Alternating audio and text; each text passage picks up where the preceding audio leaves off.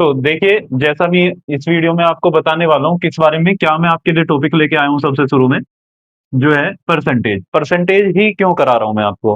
Percentage कराने का कारण क्या है? क्योंकि परसेंटेज जो है अर्थमेटिक की एकदम नींव है। क्या है? बिल्कुल बेसिक जो है परसेंटेज है, क्योंकि अर्थमेटिक जो सारा टिका हुआ है परसेंटेज पे ही टिका हुआ है। क्योंकि परसेंटेज की बात करें तो परसेंटेज पे ही क्या है, प्रॉफिट लॉस है।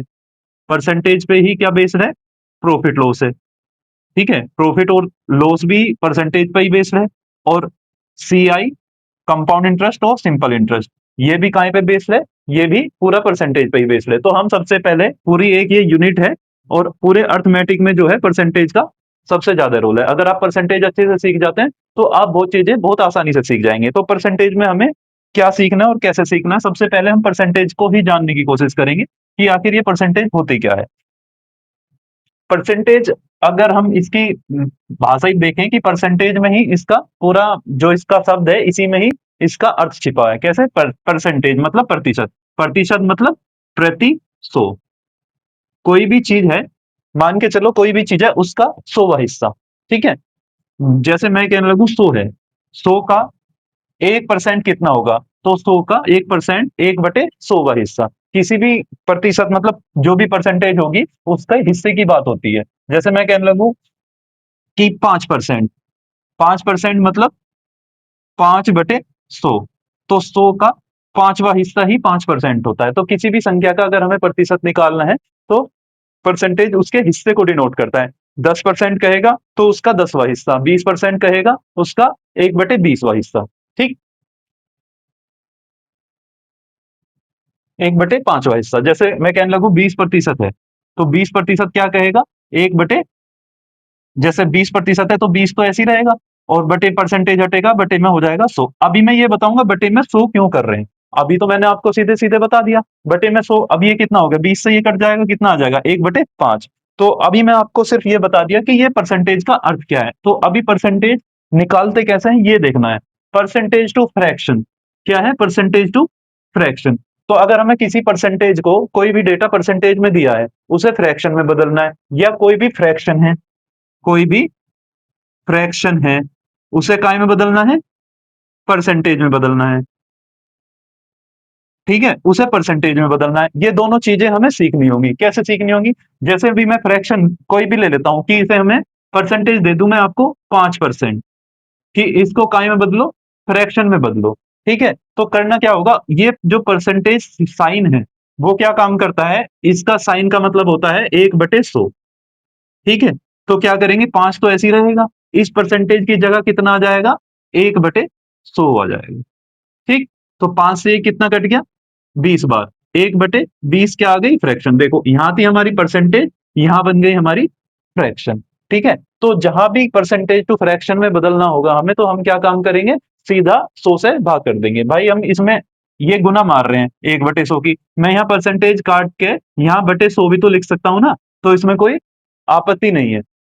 या तो गुना करके 1/100 से करो, या फिर सीधा भाग कर दो परसेंटेज की जगह 100 से। तो परसेंटेज टू फ्रैक्शन बदलने के लिए क्या करना पड़ेगा, सीधा 100 से भाग करना पड़ेगा। क्या करना पड़ेगा? 100 से भाग करना पड़ेगा। कितना भी परसेंटेज डेटा दिया हो, जैसे 110% दिया है, तो सीधा सीधा 110 में काय से भाग कर दूं मैं? 100 से। इस परसेंटेज की जगह क्या आ जाएगा, बटे में 100। जीरो से जीरो कट जाएगी, तो कितना आ गया? 11/10 क्या आ गई? फ्रैक्शन आ गई। ठीक है, इतने में कोई समस्या है? मुझे नहीं लगता इसमें कोई आपको कोई समस्या आएगी। ध्यान से देख लीजिएगा और नोट कर लीजिएगा। मैं इसे रफ कर देता हूं, थोड़ी बोर्ड पर जगह कम पड़ेगी वरना फिर आपको देखने में दिक्कत होगी। अब बात आती है फ्रैक्शन टू परसेंटेज की। ठीक है, फ्रैक्शन टू परसेंटेज होता क्या है? अब जैसे परसेंटेज टू फ्रैक्शन जा रहे थे हम जाएंगे कहां से, फ्रैक्शन टू परसेंटेज में। तो फ्रैक्शन टू परसेंटेज में जाने के लिए जैसे मैं कहने लगूं आपको 5/3 है। ठीक, 5/3 ये क्या दी है, फ्रैक्शन दी है। या इसे मैं लिख लेता हूं 3/5 लिख लेता हूं। अब 3/5 को कहां जाना है, फ्रैक्शन में जाना है। तो इसमें क्या करेंगे, परसेंटेज में जाने के लिए, फ्रैक्शन को परसेंटेज में बदलने के लिए कहां से गुना कर देंगे, 100 से। वहां क्या कर रहे थे, 100 से भाग कर रहे थे। यहाँ क्या कर देंगे, उल्टा। ये एक दूसरे के अपोजिट होते हैं। उसमें क्या कर रहे थे, परसेंटेज टू फ्रैक्शन जाने के लिए 100 से भाग कर रहे थे। यहाँ पे फ्रैक्शन टू परसेंटेज जाने के लिए क्या करना पड़ेगा, 100 से गुना करना पड़ेगा। 5 से कितनी बार कटेगा, 20 बार। और 20 दिया 60। तो कितना आ गया? अब यहाँ परसेंटेज का साइन लग जाएगा। तो समझे? फ्रैक्शन परसेंटेज, जब परसेंटेज से फ्रैक्शन में जाना पड़ेगा तो 100 से भाग करेंगे, और जब फ्रैक्शन टू परसेंटेज जाना पड़ेगा तो 100 से गुना करेंगे। आई होप आपको ये समझ में आ गया होगा। अब इसमें आगे चलते हैं। प्रो- तो जैसा कि आपको बोर्ड पे दिखाई दे रहा होगा, मैं आपके लिए सब फ्रैक्शन लिख रखी है मैंने आपके लिए। ये क्या है? परसेंटेज की बिल्कुल बेसिक फ्रैक्शन है, ठीक है, और रिलेटिव फ्रैक्शन है। अगर हमें ये फ्रैक्शन याद हो जाती है, मतलब रटना नहीं है, जैसे जैसे कुछ चीजें तो हमें एक बार इन्हें देख लेंगे, जान लेंगे, समझ लेंगे कि इससे क्या निकलता है, फिर जैसे जैसे सवाल में यही डेटा यूज होता है। अगर 90% फ्रैक्शन यही यूज होंगी या इनसे रिलेटेड होंगी। अगर हमें कोई ऐसी नई फ्रैक्शन आ जाती है तो हम इनकी हेल्प लेके, जो है एक तरीके की, हम कह सकते हैं ये मूल भिन्न है। तो ये मूल भिन्न, और यही परसेंटेज में, ब्याज में, सब चीजों में यही सब आती हैं। और इनकी हमें क्या, अगर हमें परसेंटेज याद हो जाएगी, रटेंगे नहीं, सवाल में आती रहेगी, वो हमारे दिमाग में इतनी बैठ जाएगी, प्रैक्टिस इतनी कर लेंगे कि हमें चीजें एकदम टिप्स पे हो जाएगी। तो अब जैसे सबसे पहले मैं आपको एक लिखता हूं। ये क्या एक, बताओ, इसमें एक ये फ्रैक्शन है, एक एक संख्या है। फ्रैक्शन क्या होती है? जो पी अपॉन क्यू की फॉर्म में होती है। ये तो पी अपॉन क्यू की फॉर्म में है नहीं। जब ये पी अपॉन क्यू की फॉर्म में है नहीं, तो पर हमें ये पता है कि अगर एक को हम एक से ही भाग दे दें तब भी तो एक ही रहेगा। जब एक को हम एक से भाग दे देंगे तब भी तो एक ही रहेगा। तो इस एक को मत लिखो सीधा, जब बराबर ही रहेगा तो एक बटे एक लिख सकते हैं। अब ये पी अपॉन क्यू की फॉर्म में बन गया। और मैंने क्या बताया था कि जब भी हमें किसी फ्रैक्शन को परसेंटेज में बदलना है तो काय से गुना करते हैं? 100 से गुना कर देते हैं। ठीक है? तो जब 100 से गुना कर देंगे तो एक से तो ये एक एक ही रहेगा, एक की 100 में गुना आएगी तो कितना आ जाएगा? 100% आ जाएगा। मुझे नहीं लगता इसमें आपको कोई समस्या आई होगी। तो ऐसे ही हम अब यहां से चलते हैं कि जब हमने पता लगा लिया कि ए की वैल्यू किसके बराबर होती है? 100% के बराबर होती है। किसके बराबर होती है? 100% के बराबर होती है। तो जब ए की वैल्यू 100% के बराबर है, ये क्या है? ये इसका हाफ है। तो इसका भी क्या हो जाएगा? हाफ हो जाएगा। कितना? 50%। तो देखो, आधा 50% के बराबर ही तो होता है। नहीं है? निकाल के देख लो। 1/2 गुना क्या करेंगे? 100। तो कितना आ रहा है? 50%। ठीक है? वही हमने यहां लिखा। अब ये ये 1/, ये इसका हाफ हो रहा था, और 1/2 का ये कितना है? ये इसका हाफ हो रहा है। 1/2 का 1/2 का 1/2 करेंगे, 1/4 ही तो होगा। 1/2 का 1/2 से भाग देंगे तो 1/4 ही तो होगा। तो जब हमने इसका आधा करा है तो इसका भी आधा कर देंगे। 50 का आधा कितना हो जाएगा? 25%। इतने में भी हमें कोई समस्या नहीं। अब ऐसे ही इसका भी 1/4 का आधा करेंगे। जब 1/4 का आधा करेंगे तो इसका भी आधा ही करेंगे। ये कितना हो जाएगा? 12.5%। देखो, सारी रिलेटिव हैं। कोई भी अगर हमें एक ही याद है तो आसानी से हम नीचे चले जा रहे हैं। फिर इसका भी 1/2 करेंगे तो ये इसका आधा हो रहा है, 1/8 का आधा 1/16, तो 12.5 का आधा कितना हो जाएगा? 6.25%। ठीक है? इनको ऐसे भी लिख सकते हैं, 6 से ही 1/4%, या फिर 12 से ही 1/2%। ठीक? ये चार फ्रैक्शन अभी तुमने सिर्फ एक एक की फ्रैक्शन याद करने में, एक को याद रखना कोई ज्यादा बड़ी बात नहीं है। एक अगर 100% है तो उसका आधा 50%, 1/4 का आधा, उसका आधा 25%, 25% का आधा 12.5, 1/8 का, और जो है 6.25 का आधा, 1/8 का आधा, 1/16। तो चारों फ्रैक्शन आपको ये याद हो जाएंगी।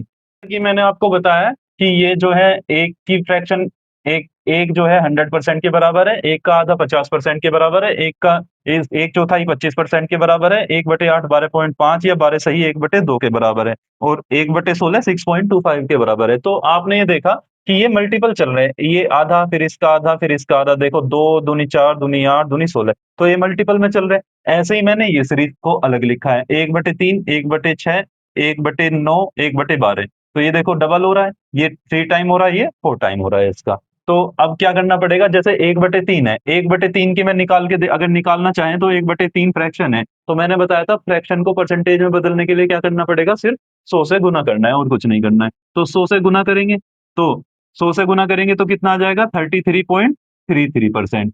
जब ये 33.33% आ गया तो इसे मैं लिख सकता हूँ 33.33%, या इसे लिख सकता हूँ 33 सही 1/3%। दोनों तरह से डेटा लिखा आ सकता है आपको। अब मैं इसका आधा करूं, अगर 1/6 करूं, तो 1/6 इसका आधा है तो इसका भी आधा हो जाएगा। तो इसका आधा कितना होता है? 16 0.66। अब देखो 32 का आधा 33 का आधा 16 और ये 66, तो 1.32 बैठेगा ये, तो ये पूरा 33.33 का आधा हो गया 16.66।